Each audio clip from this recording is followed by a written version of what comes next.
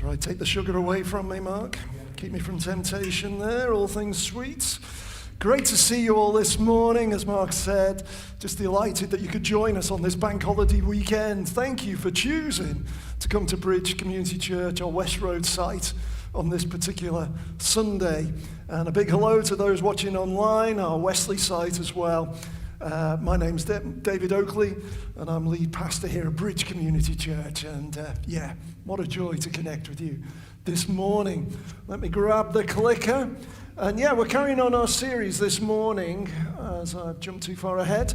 This Jesus, learning from him. As Mark said earlier, we're going to wrestle with quite a difficult subject.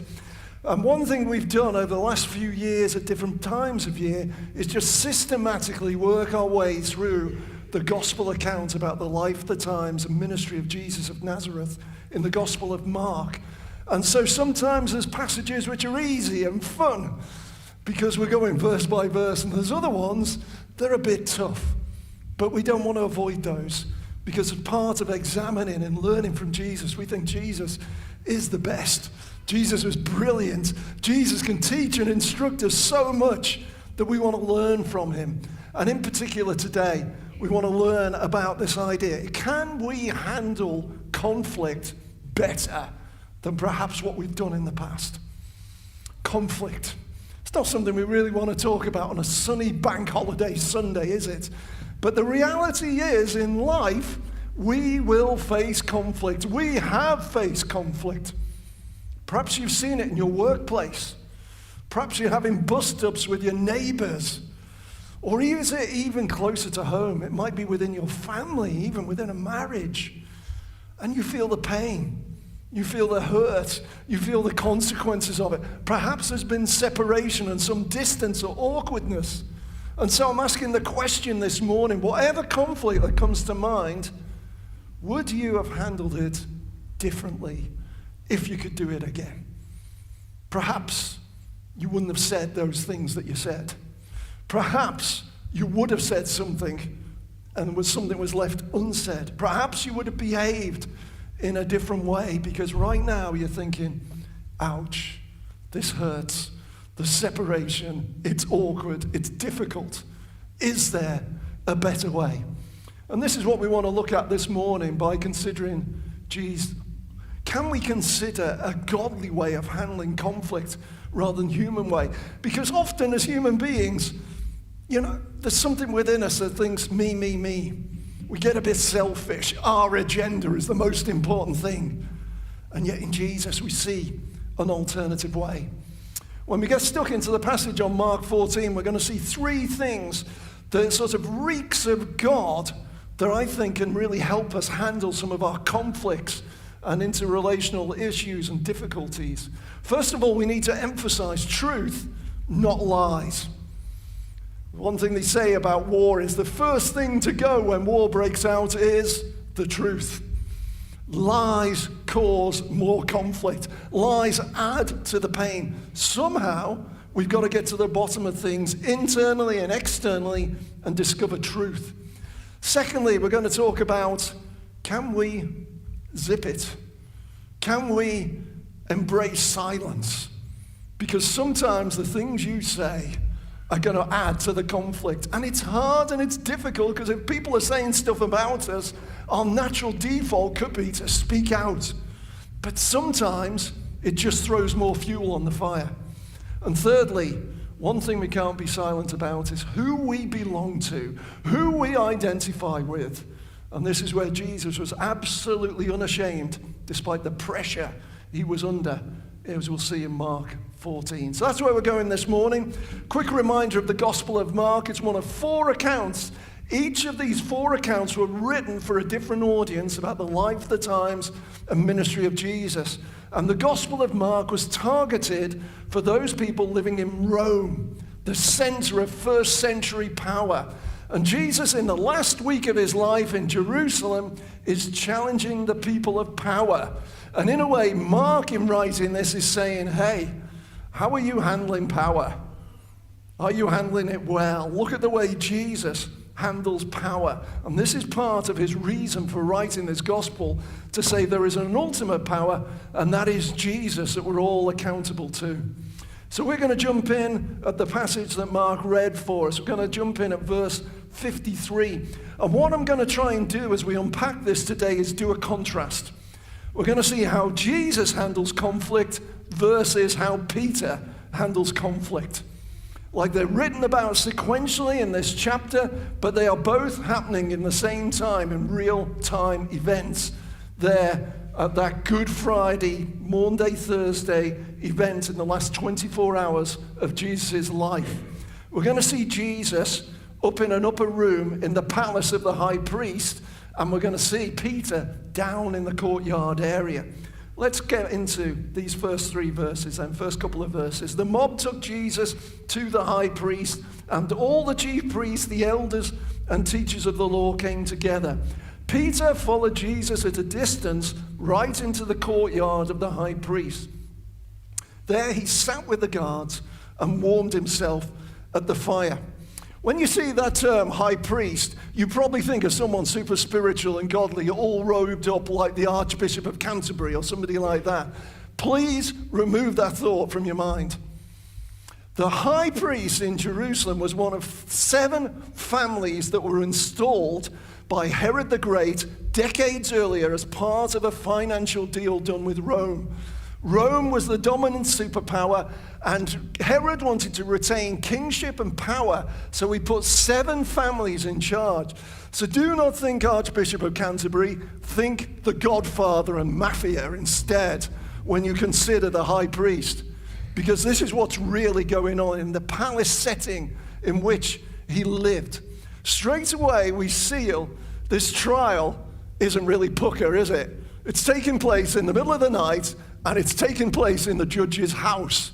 It's not really open and transparent for people to discover what is going on here. And of course, we're thinking, why, oh why, would anybody want to arrest Jesus? He taught about love. He healed people. He brought so many good things into the lives of people.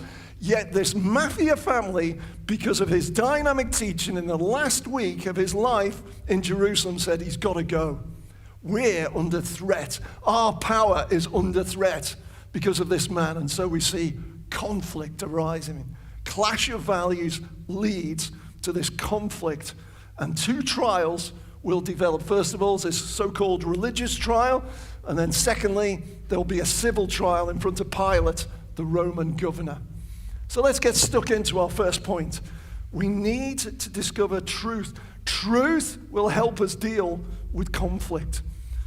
Okay, verses 55 to 56. The chief priests and the whole Sanhedrin were looking for evidence against Jesus so they could put him to death, but they did not find any.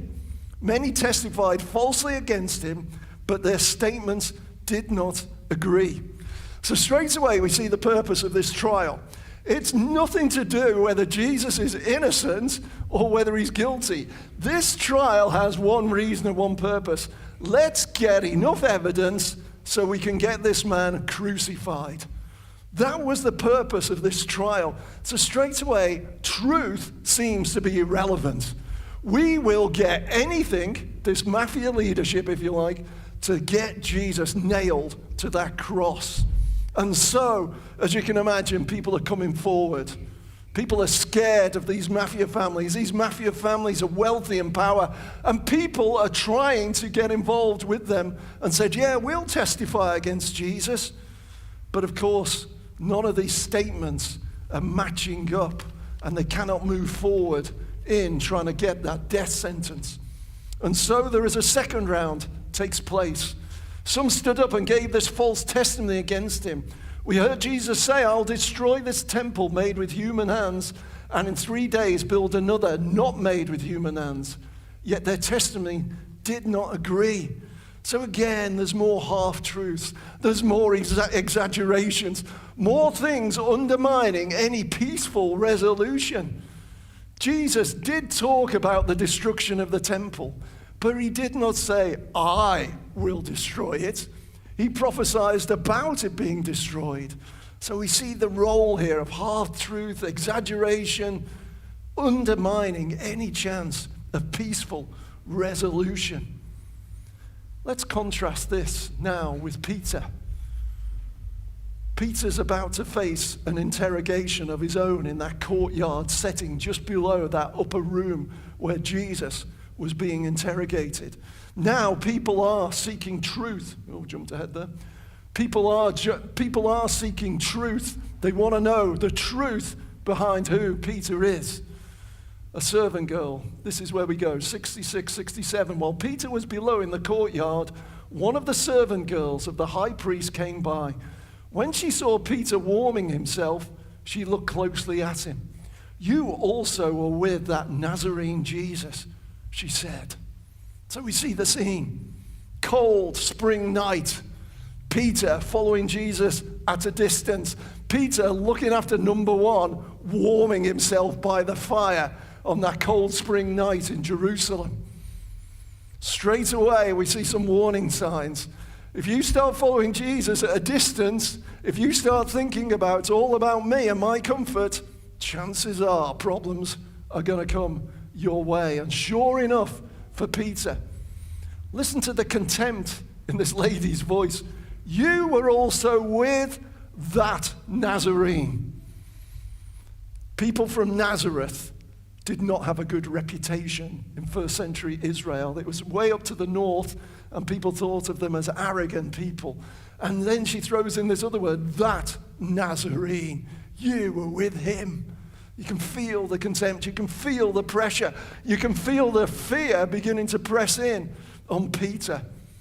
And we're going to see that as a result of this fear, Peter starts to tell lies, which leads to conflict. So as we think about some of the conflicts we may have had to deal with, or horribly, maybe there's some conflict we're involved with last night, can you get to the bottom and get to the truth rather than lies? Can you self-examine yourself and say, is there any lies within me? Is there any half-truths within me? Am I saying something that's exaggerating the situation that adds to more conflict? If so, can we stop that? Can we rein it in? And let's focus on truth, because that's the only foundation to move forward really with conflict. And also let's examine ourselves around this whole idea of fear, because when fear dominates, truth dissipates. And so somehow we've got to start to trust what God is doing in us and through us. So that's the first thing. If we want to handle conflict in a godly way, let's talk truth, not lies. Then secondly, let's think about this idea of silence. Everything within us, when people are throwing lies at us, when people are exaggerating about us, we want to shout back. We want to fight back. Yet, what is the Jesus approach? We read in verses 60, 61. The high priest stood up and asked Jesus, are you not going to answer? What is this testimony these men are bringing against you? But Jesus remained silent and gave no answer. He didn't honor, he didn't dignify these lies. He chose to keep his mouth shut. He allowed time and space for other people to draw their conclusions, if you like. So we see this pause, we see this response, even though humanly speaking, everything within us would want to respond. The high priest, this godfather of this mafia rule, he's looking for Jesus to incriminate himself, but Jesus doesn't give him anything at this point in time to work with. Let's contrast that with Peter. Servant girl said, you're with that Nazarene. What's Peter's response? Peter denied it. I don't know or understand what you're talking about, he said, and went on out into the entryway. When the servant girl saw him there, she said again to those standing around, this fellow is one of them. Peter could have kept quiet, but instead he chose to speak. And when he opened his mouth, unfortunately, lies started to emerge because of the fear of the consequences of what could happen if the truth came out of his association with Jesus. Peter starts to look for an escape route. He starts to move towards the entranceway thinking, I've got to get out of here. But unfortunately, this girl isn't leaving him alone, is she? Again, Peter denied it. After a little while, those standing near to Peter said, "Surely you are one of them, for you are a Galilean." So now the conflict's getting bigger. Other people are joining in and saying, "Servant girl's right. You are one of those." How would they know that Peter is a Galilean? Is it because of the way he dressed? Were they sort of trendy fashion types in Jerusalem? Did they dress differently from Peter? Well, at this point in time, he's in a courtyard with servants, with slaves, and with soldiers, so probably his fashion sense didn't make that much difference. But the thing that would have given him away is his accent. Once he started to speak, they heard that northern Galilean accent. That's what would have betrayed him. That's what would have given the game away. If he'd kept his mouth shut, they probably wouldn't have known for sure. But by speaking, he's almost convicting himself. And of course, this is a challenge for all of us. Like I'm stood up here today speaking beautiful, perfect Queen's English so that you in Bury St Edmunds can understand me. There is not even a hint of my Liverpudlian background at all because my English is so perfect this morning and wonderful. I am not giving the game away. But if I get a bit passionate about something, if I get a bit emotional about something, suddenly this beast within comes out, which is a Scouse accent. You know, it suddenly all starts to fall apart, the show of wonderful Queen's English to articulate when speaking and preaching. Suddenly it's like, "Yeah, mate, what's going on? What's happening? What are we doing?" You know, all that starts to pour out of me. When we talk, something from within will be betrayed. And this is what's happening with Peter. Therefore, sometimes the better way is the silent way. Even if you want to speak truth, there's often so many words in a conflict, the truth is lost. We're just adding words upon words. Silence can so often be a much more powerful way when we're in the midst of conflict. Let other people, let God defend you rather than you putting up some great defense. This seems to be the Jesus way for handling conflict. Lastly, our last point, this sense of identity. At this point, Jesus chooses to speak up. This was one thing Jesus thought, I cannot be silent on. And it's this question about identity and who he belonged to. The high priest is pushing Jesus to commit blasphemy. He's pushing Jesus to claim that he is God because in the Jewish first century culture, that meant death.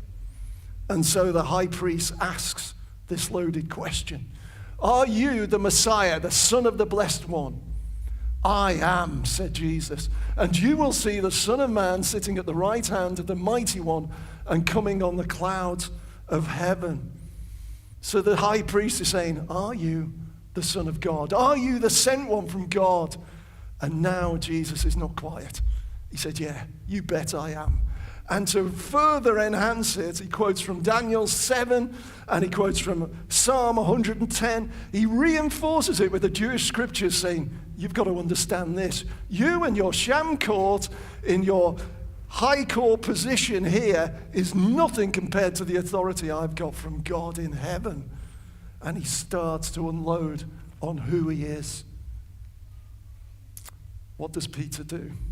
Surely you are one of them, for you are a Galilean. Peter began to call down curses, and he swore to them, I don't know this man and what you're talking about. Peter is equally clear as Jesus, but instead of embracing his identity as a follower of Jesus, he goes in denial. Peter ends the conflict. Peter escapes, if you like, but at what cost? He chose fear instead of identity. And of course, this is a crucial thing. Jesus chose his relationship with God, his connection with God. Then he spoke. That was the one thing he wouldn't compromise on in the midst of conflict. And I thank God for 2,000 years of history of followers of Jesus who will not compromise on their identity. Our very town in which we live is around St Edmund, isn't it? St Edmund, 1,000 years ago, when under pressure to give up his faith, wouldn't renounce it. And so the legend of St. Edmund persists today, 1,000 years later, as someone who made a stand around his identity in Christ. So what are the outcomes? We've seen a godly way of handling conflict.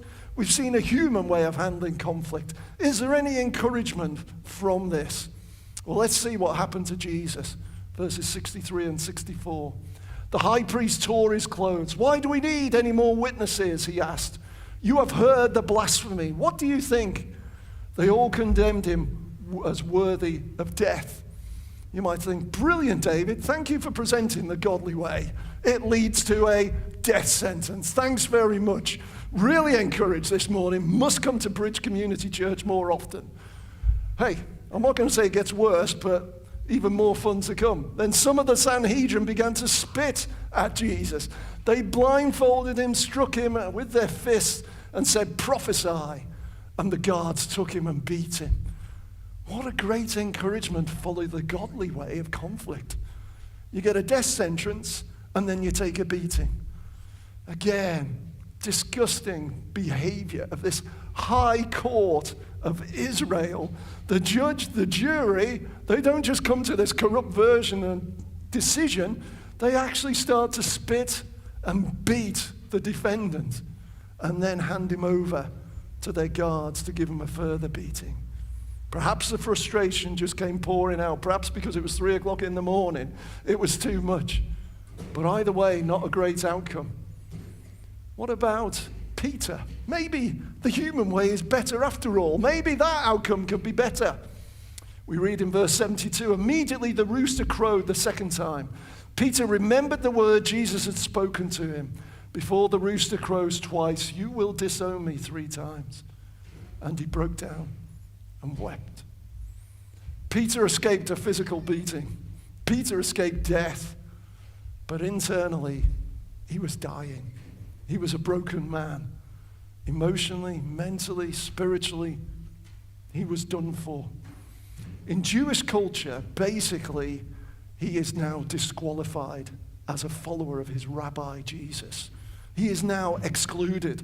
We talk about Judas betraying Jesus, but in first century Jewish culture, Peter would be renowned as the one who betrayed Jesus because he didn't stand up for his rabbi master. What hope? What future? Is there any way to come back from this? Well, we're going to sing again, and then we're going to take communion so that we can see there is hope. There is a new tomorrow with Jesus. So, Hannah, where is she? Is she around? Oh, there she is.